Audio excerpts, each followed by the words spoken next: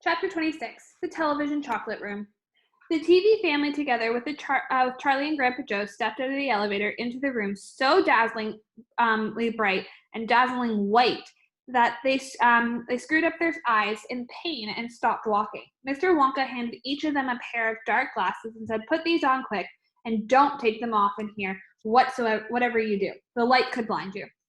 As soon as Charlie had the dark glasses on, he was able to look around him in comfort.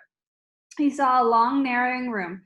The room was painted white all over. Even the floor was white, and there wasn't a speck of dust anywhere.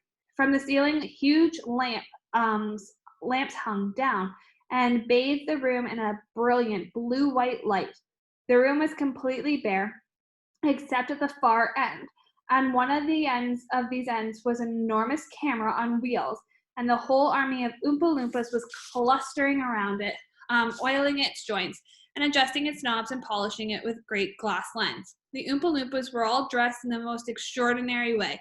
They were all wearing bright red spacesuits, complete with helmets and goggles. At least they looked like spacesuits. They were working in complete silence. Watching them, Charlie's experienced a weird sense of danger. There was something dangerous about the whole business, and the Oompa Loompas knew it. There was no chattering or singing among them here. They moved about over the huge black camera slowly and carefully in a scarlet spacesuit. At the other end of the room, about 50 paces away from the camera, a single Oompa Loompa, also wearing a spacesuit, was sitting at the black table, gazing at the screen of a very large television set. "Here we go," cried Mr. Wonka, hopping up and down with excitement. "This is the testing room for my very latest and greatest invention, television chocolate." "But what is television chocolate?" asked Mike TV. "Good heavens, child, stop interrupting me," said Mr. Wonka.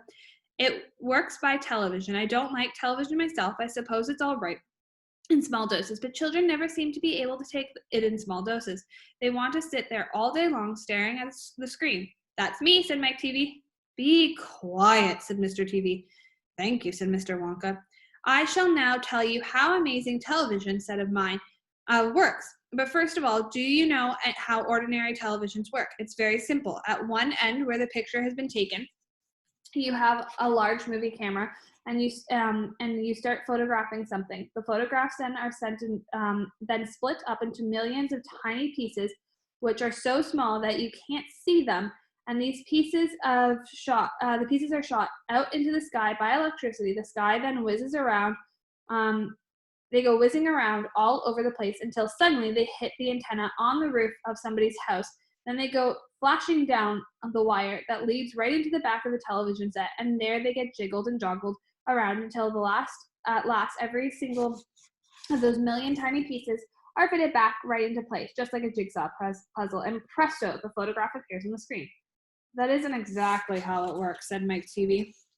"I'm a little deaf in my left ear," Mr. Wonka said. "You must forgive me if I don't hear everything you say."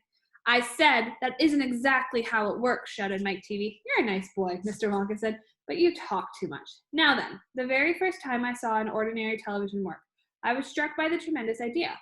Look here," I shouted. "If these people can break up into photographs into a million pieces and send them pieces whizzing through the air and then put them together again at the other end, why can't I do the same thing with a bar of chocolate? Why can't I send a real chocolate bar whizzing through the air in tiny pieces and then put them the pieces together at the end of all ready to be eaten?" "Impossible," said Mike TV. "You think so?" cried Mr. Wonka. "Well, watch this. I shall now send a bar of my very best chocolate from one end of the room to the other by television. Get ready there. Bring in the chocolate." Immediately, 6 Oompa Loompas marched forward, carrying on their shoulders the most enormous bar of chocolate Charlie had ever seen. It was about the size of a mattress he slept on at home. "It has to be big," Mr. Wonka explained, "because whenever you send something by television, it always comes out much smaller than it was when it went in. Even with an ordinary television, when you photograph a big man, he never comes out on the screen any taller than a pencil, does he? Here we go. Get ready. Nope. Stop. Hold everything. You there. Mike TV, stand back. You're way too close to the camera. There are dangerous rays coming out of that thing. They could break you up into a million tiny pieces in 1 second. That's why the Oompa Loompas are wearing spacesuits. The suits protect them. All right, that's better. Now then, switch on.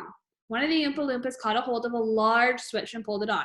There was a blinding flash. The chocolate was gone, shouted Grandpa Joe, waving his arms. He was quite right. The whole enormous bar of chocolate had disappeared completely into thin air. It's on its way, cried Mr. Wonka. It's now rushing through the air above our heads in million tiny pieces. Quick, come over here. He dashed over to the other end of the room where a large television set was standing, and the others followed him. Watch the screen, he cried. Here it comes. Look. The screen flickered and lit up. Then suddenly a small bar of chocolate appeared in the middle of the screen. Take it, shouted Mr. Wonka, growing more and more excited. How can you take it? Asked Mike TV, laughing. It's just a picture on the television screen. Charlie Bucket, cried Mr. Wonka. You take it. Reach out and grab it.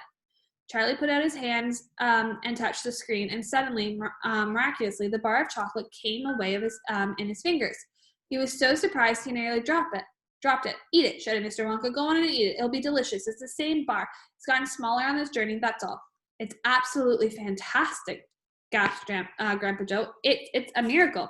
Just imagine, cried Mr. Wonka. When I start using this across the country, I'll be sitting at home watching television. Suddenly, a commercial will flash onto the screens, and a voice will say, Eat Wonka chocolate. They're the best in the world. If you don't believe us, just try for yourself now. And you simply reach out and take one. How about that? Terrific, said Grandpa Joe. It will change the world.